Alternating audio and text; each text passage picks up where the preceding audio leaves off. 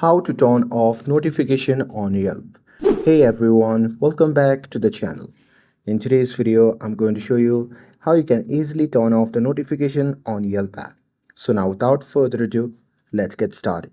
So first thing first, simply hold and tap on the app icon, and after that a pop-up menu will appear. Now from that menu, just tap on app info, and once you do that, you will be prompted to the app settings page. Now here, once you are on the app settings, simply scroll down and there you can see the option labeled as notifications. So simply tap on it. And now here, once you are inside the notification section, at the top you can see the option labeled as show notification. So simply toggle off that option, and after that you have turned off your notification on Yelp app. And that's it. That's how you can turn off notification on Yelp app.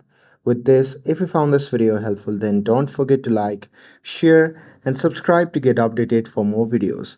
Thanks for watching, and I'll see you in the next video.